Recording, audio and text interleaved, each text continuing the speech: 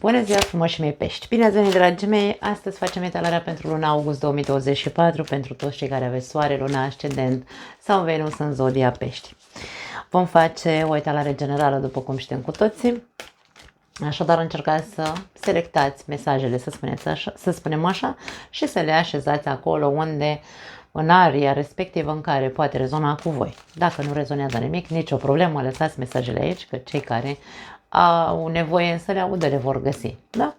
Ok, hai să vedem. Începem cu 3 mesaje, cele mai importante mesaje pentru voi, care trebuie să le auziți de la mine pentru luna august 2024. Pești, soare, luna, ascendent sau Venus în pești. Începem. Primul mesaj pentru voi. Nu. Wow. Aici zice nu. Nu știu la ce se referă, vom vedea. Ori este un refuz din partea cuiva, ori pur și simplu, nu știu, viața, universul spune nu, acum nu e momentul, probabil. Hai să vedem. Zice nu, dar după aia zice da. Deci aici avem un da.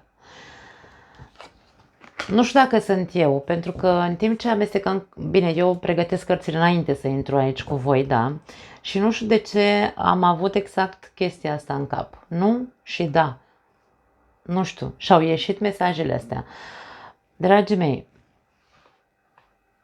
nu știu care e treaba, nu știu dacă se întâmplă o dualitate, tu acum vrei, acum nu mai vrei ceva. Hai să vedem. Cere ajutor, uite. Da, deci e posibil pentru dintre voi ca în luna august să fiți între două lumi, între două răspunsuri și nu știți dacă e cel mai bine să acționezi sau să nu acționezi. Aici e vorba despre a cere ajutorul, probabil unui prieten, un sfat, cuiva trebuie să-i cere ajutorul și aici avem recunoștință. Trebuie să fii recunoscător pentru ceva, nu înțeleg. În momentul de față nu înțeleg ce se întâmplă aici la voi. Poate fi vorba despre cineva care te ține în șah, care acum îți zice da, acum îți zice nu. Și e vorba despre aici, nu... Vezi, aici avem recunoștință, n-ai pentru ce să fii recunoscător dacă e vorba de o persoană care te ține pe tine în șah.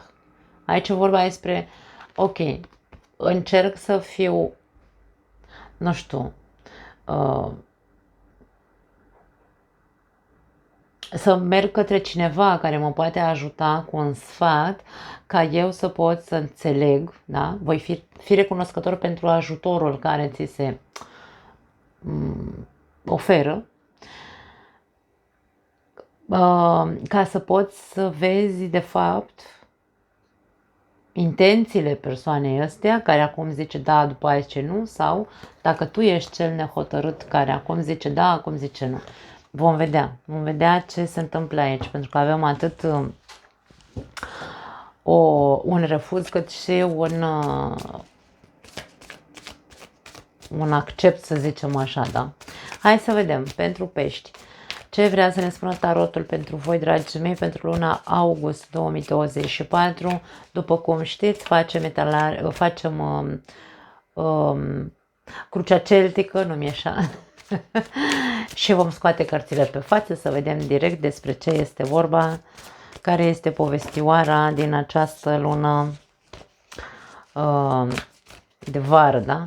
Luna august, deja, wow, nu vine să cred. Hai să vedem. Situația. Nebunul. Da, aici e vorba despre o decizie, probabil. Unii dintre voi vreți să o luați la sănătoasa, vreți să începeți un nou capitol în viața voastră și încă sunteți nesiguri. Da, cred că este vorba despre tine aici. În mintea ta, 7 de monede. Tu ai niște așteptări sau tu, cel puțin, vrei să vezi niște rezultate. E ca și cum aici tu conștientizezi că situația în care te afli nu mai are cale de întoarcere. Ori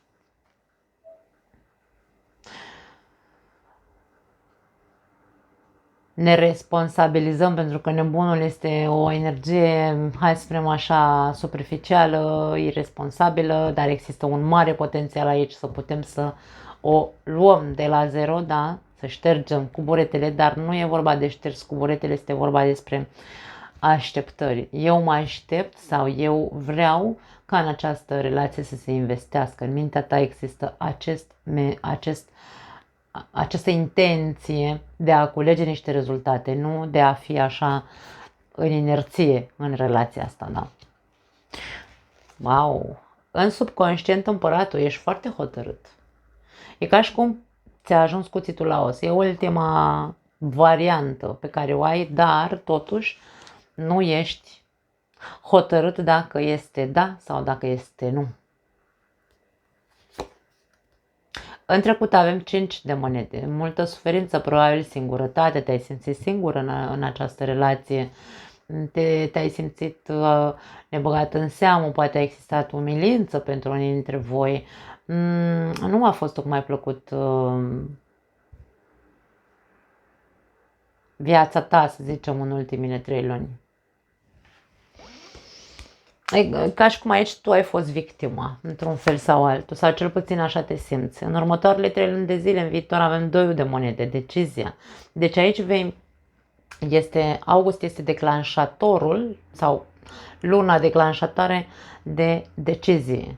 În tine se instalează cheful nebun de a lăsa totul în urmă, este momentul, după cum am spus, în care ți-a ajuns cuțitul la os, în care tu vrei să vezi rezultate, da? Și ești foarte, foarte hotărât, pentru că ceea ce tu ai trăit îți este de ajuns, nu mai vrei să trăiești și știi că va trebui să iei o decizie, îți place sau nu îți place. 10 de bâte, concluzia. Poate e foarte complicat, de ce nu? Normal că e complicat, mai ales dacă voi aveți aici foarte multe.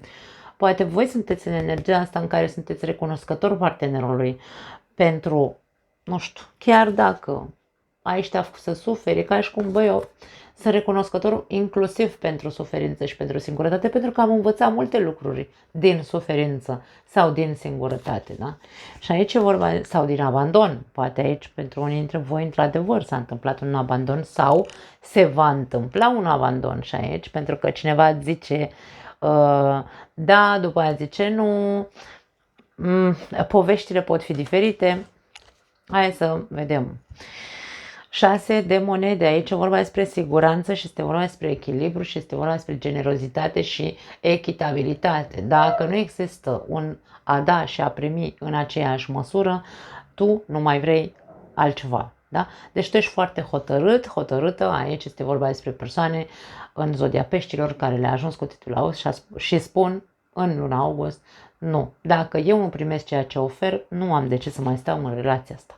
Îmi este într-adevăr foarte complicat să iau decizia, îmi este foarte greu pentru că am un bagaj aici în relația asta, dar sunt foarte hotărât. Cum și când voi face această alegere, nu știu, dar știu că vreau altceva. Cam asta este ceea ce ne spun aceste cărți. Foarte interesant, pentru că știi ce vrei? Vrei să fie reciproc. No. Hai să vedem ce vrea să ne spună nebunul. Ce nou capitol începe în viața ta sau atitudinea poate este a ta în această lună, așa ca unui nebun în care ești nepăsător. 10 de spade.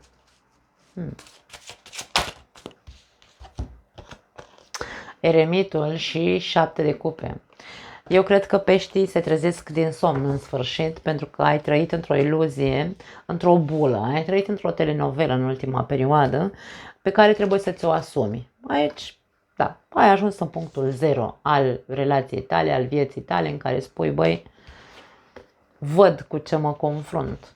Văd că am stat așa și mi-am inventat eu niște scuze, am iertat, am trăit, am trecut peste, m-am făcut că nu văd, că nu văd trădări, că nu văd aventuri, că nu știu.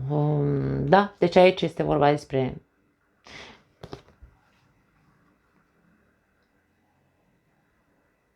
îmi asum. Îmi asum că am trăit într-o bulă de săpun până acum, da? Dar nu mai vreau bulă de săpun, e clar. Aici cu nebunul e clar și cum Până când o viață amară și un trai nefericit, nu-i așa? Aici este vorba despre unii dintre voi cu foarte mare înțelepciune. Recunoașteți față de voi că voi ați fost cei care v-ați iluzionat, că o să fie bine, că o să trecem și peste asta, că începem de la zero. Au fost momente, probabil destul de multe momente de luat de la zero, v-ați făcut că nu vedeți anumite lucruri și până la urmă a ajuns cuțitul ăla la os. Despre asta este vorba, da? Pentru alții dintre voi e posibil să se întâmple acest lucru în luna august, da? Acel cineva care te ține cu vorba, că acum zice da, acum zice nu, ia uite, avem diavolul aici, mi-a atras atenția. Aici zice că ai dreptate, aici zice că n-ai dreptate, acum zice că vrea, acum zice că nu mai vrea. Aici e vorba despre un eveniment de genul ăsta în care tu, în sfârșit, vezi, e ca și cum ți-o face pe față, ca tu să te prinzi în sfârșit că persoana asta este așa, are poate mai multe opțiuni, da, poate are alte așteptări, nu știu, aici e vorba despre asta. Într-un mod foarte, hai să-l numim pragmatic dacă vrei, cu toate că eremitul nu este pragmatic. Eremitul este acel căutător de soluții, da, în el însuși și spune, băi, dacă eu tot stau așa și accept să mă vrăjească nebunul, este o energie, hai să zicem așa, foarte dezvoltă. Poate nebunul reprezintă figura acestei persoane care te ține în șah, da? Zice da, zice nu. Și nu-și asumă absolut nimic din ceea ce spune, nu-și asumă absolut nimic din ceea ce face. Și poate pe față așa, din impuls sau din... nu-și dă seama că într-un fel sau altul te face să înțelegi că te ține cu vorba și în sfârșit te prinzi și tu, da? Și zici, băi, stai puțin, că eu nu mai... n-am de ce să mai stau aici în... Ca și cum zici, băi, mie nu-mi trebuie de-astea, da? Dar simt că se dă de gol singur persoana asta, nu știu de ce. Hai să vedem ce vrea să ne zică 7 de monede din mintea ta. Așteptările, poate răbdarea, de ce nu ți se spune să ai răbdare cumva, într-un mod foarte conștient. Avem 9 de cupe și marele preot. Hei! Pentru cei care sunteți căsătoriți deja sau aveți o relație de lungă durată, dragii mei, în mintea voastră aveți tot acel tip de gândire că tu nu ești satisfăcut cu o despărțire. Atenție, de aia spun aici că este foarte ambigu energia ta, pentru că îmi vine câteodată impulsiv să zic da, gata, am plecat, mă despart, nu mai stau la discuție pentru că nu văd rezultate și după aia vii tot tu singur și zici nu, stai puțin, stai, hai să mai avem puțină răbdare, hai să ne mai gândim că poate totuși aici, da, dorința mea este să văd niște rezultate, rezultatele sunt de compromis serios, de reciprocitate și poate totuși o să fie în timp și așa. Deci în mintea ta zace acest aspect și de-aia tu ești foarte dat peste cap, pentru că cu toate că tu știi că poate este o buclă sau mă rog o bulă pe care tu ți-ai produs-o, da, cu 7 de cupe aici, și cu toate că vezi toate aceste aspecte, cu toate că ai suferit și nu mai vrei să mai suferi, nebunul ăsta are o importanță aici, pentru că vrea un nou capitol. Este dispus, în ciuda suferinței, în ciuda iluziilor pe care și dezamăgirilor pe care le-a avut, decepțiilor în această relație, el tot crede că cea mai bună soluție, da, stă în a fi înțelept, a nu face lucruri din impuls și de aia în tine există un da și un nu.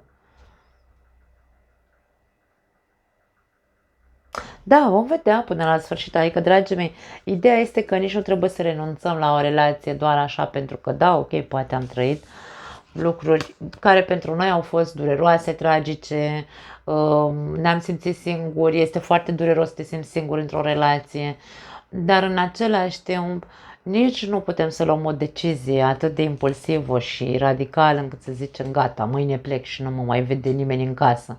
Este vorba de un fel de a încerca să te gândești și la ce-ți transmite, ce tip de recunoștință îți transmite relația asta sau recunoaștere sau nu știu, ce simți tu pe dinăuntru, pentru că aici e vorba de a fi tu recunoscător de ceva, tu trebuie să fii recunoscător de ceva în relația sau în legătură cu partenerul ăsta. Nu știu despre ce e vorba aici. Mesajul ăsta de gratitudine, de recunoștință este unul interesant, aș spune, pentru unii dintre voi. Pentru cei care aveți aici de-a face, pentru cei singuri, aș spune, sau mă rog, cei care aveți o relație, dar partenerul ăsta pe care îl aveți este foarte, vă duce cu vorba așa, acum da, acum nu, acum vrea să se compromită, acum nu mai vrea. În mintea voastră, voi, dorința cea mai mare este să vă căsătoriți cu persoana asta, din câte văd. Dar ideea e de ce? Pentru că de-aia vine aici la voi și vi se spune cereți ajutorul. Aici, pentru unii dintre voi e vorba de a merge să faceți terapie, pentru că vorbim despre marele preot aici, care este figura psihologului, să spunem așa, sau a preotului. Mergi la preot dacă pentru tine este de încredere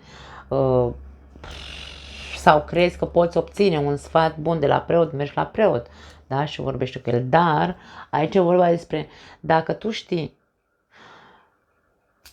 că persoana asta, mai ales că se dă de gol aici, în această perioadă, se dă de gol și zice pe față că nu vrea nimic cu tine sau ce-o fi, nu știu, că se joacă într-un fel sau altul, tu trebuie să fii autoritatea pentru tine. Trebuie să fii matur și să accepti, băi, n-am ce face cu o persoană atât de superficială. De ce tu să îți dorești să te căsătorești sau să ai ceva serios? Când crezi tu că poți să faci ceva, să schimbi viziunea acestei persoane? Este vorba de o continuă păcăleală din partea ta în cazul în care tu, singura ta dorință este asta, să vă căsătoriți.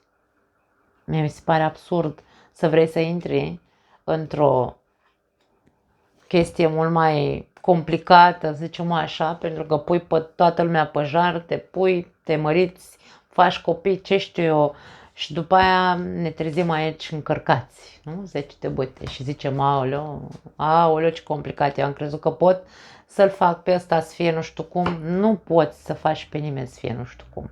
Eu foarte, aici la voi, mare grijă dacă știți că sunteți în această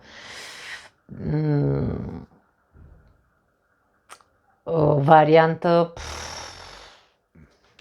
Hai să vedem aici împăratul ăsta, îmi place de el pe subconștient. Ar trebui să fie pentru toată lumea împăratul ăsta prezent aici, da? Siguranța de sine.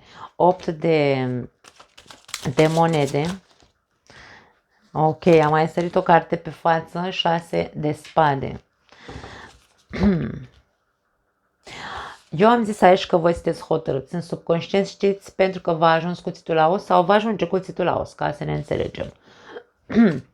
Împăratul ăsta este siguranța ta psihică, dacă vrei, da? Tu ești sigur că vrei să vezi eforturi. Tu ești sigur că vrei să vezi, nu știu, rezolvarea problemelor care te agită, rezolvarea problemelor dintre voi, rezolvarea trecutului, dacă este un trecut zbuciumat, să-l numim așa, da? Tu, în subconștientul tău, e setat acolo munca, eforturile, disciplina, regulile, normele și nu regulile și normele alea care, nu știu, sunt impuse de religie sau sunt impuse de părinți sau sunt impuse de cine știe ce dogme ale noastre, ci alea care duc la rezolvarea, da, prin eforturi, da, regulile și normele care prin eforturi duc la rezolvarea problemelor care ne agită și ne strică feng shui-ul aici în relație. Da? Despre asta este vorba. Acum, pentru cei care țineți neapărat aici să vă măritați, să vă însurați cu persoana respectivă, dacă voi credeți că orice efort ați depune și îl veți potoli pe acest nebun, da? Și veți potoli persoana asta și se va face om de casă și îl veți maturiza voi, ar trebui să vă gândiți un pic mai bine, pentru că e posibil să vă faceți mari iluzii aici pe degeaba. În subconștient tu cam asta crezi. Tu te crezi destul de puternic încât să duci, da? Să duci tot bagajul ăsta de trădări sau de ce-or fi și ești pregătit cumva psihologic, ești pregătit să muncești, să faci toate eforturile ca să poți să-l aduci tu pe drumul cel bun. Mie, personal, mi se pare aici că ți se zice foarte clar că te păcălești singur. Nu vei putea să schimbi nimic la persoana asta. Fiecare dintre noi trebuie să ne facem munca noastră personală, nu tu să faci pentru mine sau tu să faci eforturi ca eu să mă fac bine. N-are logică, nu? Înțelegeți ce vreau să zic. Hai să vedem. În trecut avem acest 5 de monede. Să vedem ce reprezintă pentru voi 5 de monede. Ce s-a întâmplat în trecutul vostru? Forța.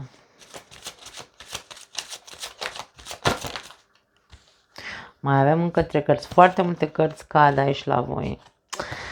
Lumea, 7 de monede din nou și 10 de monede.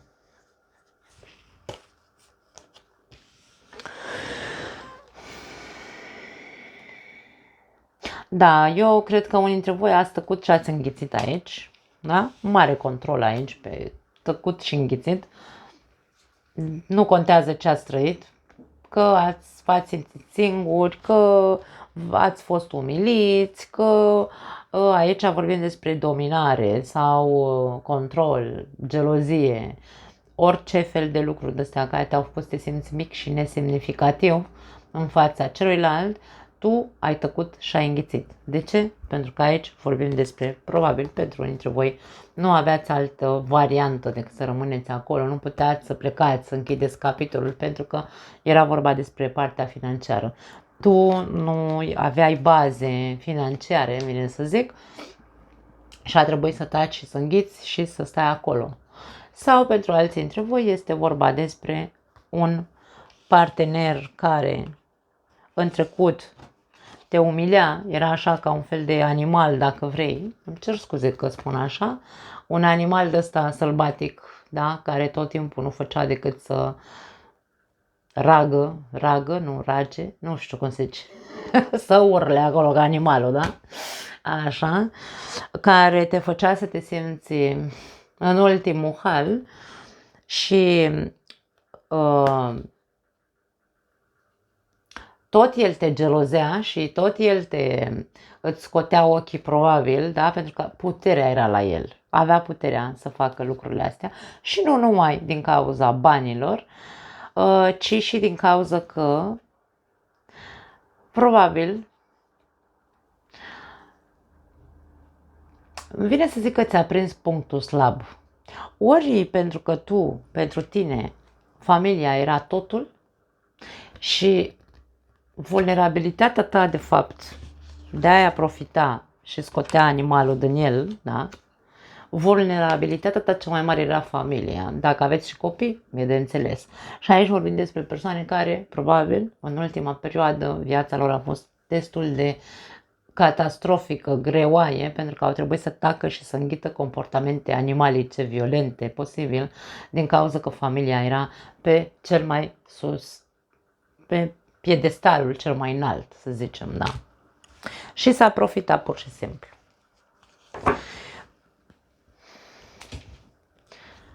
Trecem mai departe. Da. În continuare, peste 3 luni de zile, sau mă rog, de acum în 3 luni de zile, avem de făcut o alegere. 2 de monede. O alegere sau de echilibrat, de reechilibrat ceea ce se întâmplă în viața noastră. Foarte multe cărți scad, nu mai vreau atât de multe. 10 de bâte, deja se repetă, îl avem ca concluzie. Hai să vedem. Dacă e vorba despre o decizie, va fi foarte greu de luat decizia asta. Foarte greu. Te costă foarte mult. Și rege de spade. Și aici avem ajutorul ăsta despre care vorbeam. Da? La început ai și mesajul ăsta. Dacă tu nu știi ce să faci, cântărești aici, da, nu, da, nu, da, nu. Ei bine, aici, indiferent cât de greu îți este să deschizi gura, există cineva care te poate ajuta. Pur și simplu îți poate da un sfat ca să te clarifice, să-ți spună așa cumva povestea din alt punct de vedere. Aici avem judecătorul corect, suprem, da? Este cel care e foarte inteligent și știe foarte bine cum să-ți rupă firul în 17 și să-ți zică, băi, stai puțin, hai să le punem pe hârtie să vedem, uite care e povestea, din exterior se vede așa. Și atunci tu vei putea să te degajezi, să te detașezi și să spui, ok, acum știu, am înțeles și pot să iau o decizie. Dar singur îți va fi greu aici, de-aia zic că nu, indiferent cât de mult te chinui tu să iei o decizie, nu vei putea. Dacă mintea ta nu este pragmatică și nu este strategică, da? Să-și pună evenimentele pe hârtie și să vadă într-adevăr conținutul acestei povești. Pentru că conținutul acestei povești este bazat pe minciună sau, mă rog, hai să o numim păcăleală emoțională, dacă vrei, decepție, trădări și așa mai departe, da? Deci bazele nu sunt ok în relația asta. Tu degeaba stai și o dai și pe parte și pe alta, că da, că nu, că e importantă familia, că copiii, că poate totuși îl maturizez eu, că poate totuși o să se compromită. Toate aceste lucruri, poate, pe tine nu fac decât să te dezechilibreze. Tu te stresezi degeaba dacă nu bagi mintea la rece în funcțiune. Nu poți zic altceva. Și să vezi lucrurile exact așa cum sunt. Să nu mai încerci să le mușamalizezi în niciun fel. Pentru că aici pare că tu, da, într-adevăr, ești o persoană matură, zici, ok, m-am păcălit destul, gata, hai să vedem. Dar, da, în mintea ta, ideea e că așteptările sau dorința ta, rezultatele pe care tu vrei să le ai sunt unele de compromis. Nu pot să zic altceva, dragii mei, toate cărțile mă duc în același punct. Da, pentru cei care sunteți singuri și aici voi, indiferent de cât de multe eforturi veți vrea voi să faceți, că voi sunteți aici foarte dispuși să munciți și să depășiți toate momentele și să-l maturizați pe să maturizați această persoană, că lasă că o să se schimbe, o să vezi că nu știu ce, dacă mă mări cu el, nu știu, chestii de genul ăsta, ce vă ziceți voi? E bine, dăm voie să spun că nu o să treacă mult timp și o să vezi, de fapt, adevărul. Că o să-l accepti sau nu, deja e din nou decizia ta. Dar vei avea o viață complicată, îmi vine să spun, sau mă rog, relația va fi complicată cu persoana asta. Și poate că îți va fi din ce în ce mai greu să rupi. Pentru că următoarea carte, concluzia, e un 10 de bâte. Hai să vedem ce e cu el.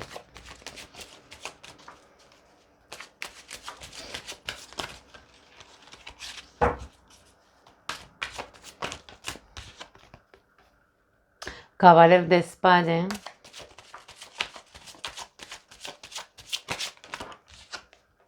Și cavaler de bâte. Foarte interesant. Toate aceste, tot ce am spus până acum, ne duce la concluzia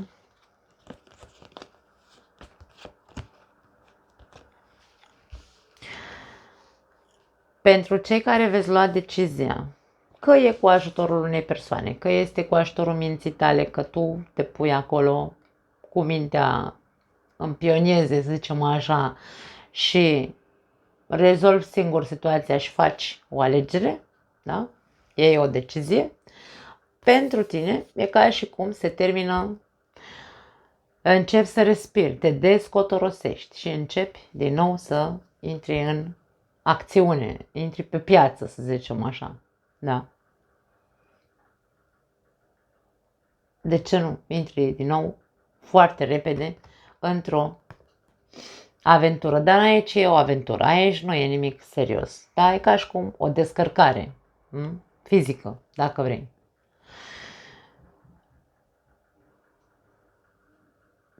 Pentru cei care nu luați o decizie, pentru că voi aici sunteți așa, mai ales pentru cei singuri, da? Cei care se încăpoșează aici.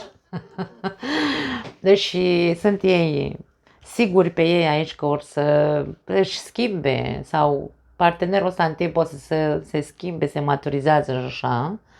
Pentru voi, aparte că o să vedeți aici, foarte curând o să vedeți cât e de complicată relația cu persoana asta, dar nu veți lua încă o decizie. Aici începe un război între voi, începeți să vă atacați între voi. Aici o să te saturi de cât de multe, o să ți se pună în cârcă, o să te saturi de cât de mult răști de relația asta, o să te saturi de cât de multe eforturi faci și le faci în van. Și aici o să se iște între voi războiul, pentru că avem doi cavaleri, cei mai violenți, între ghilimele, dintre cei doi. Faptul că ajungi la saturație, cu toate că și aici ești la saturație, dar dacă tu ești așa în speranța că o să fie mai bine pe viitor, aici vorbim despre saturația pe care o vei avea, te va face să devii și tu la fel ca celălalt. Irresponsabil, o să țipi și tu, trântești și bufnești. Aici o să avem două pietre tari, doi parteneri care se ucid în cuvinte. Da, doi violenți o să avem aici. Acum, dacă tu asta vrei pentru tine, alegerea ți aparține în totalitate, nu avem ce să ne dăm cu părerea în plus. Da? Așadar, dragii mei, da sau nu? Voi știți. Cereți ajutorul și fiți recunoscători pentru ajutorul care vine către voi. Probabil că unii dintre voi va trebui să fiți recunoscători și pentru ghidările pe care le găsiți prin anumite metode care să vă ajute să vă într-adevăr să fiți dispuși să căutați soluții constructive pentru voi și nu de-astea așa soluții de pansament iluzorii, pentru că aici, da, poveștile sunt interesante amândouă. Nu mai am altceva, dragii mei, foarte interesantă poveste. Na, îmi povestiți voi după aia în comentarii dacă e. Vă pup, ne vedem data viitoare. Ceau!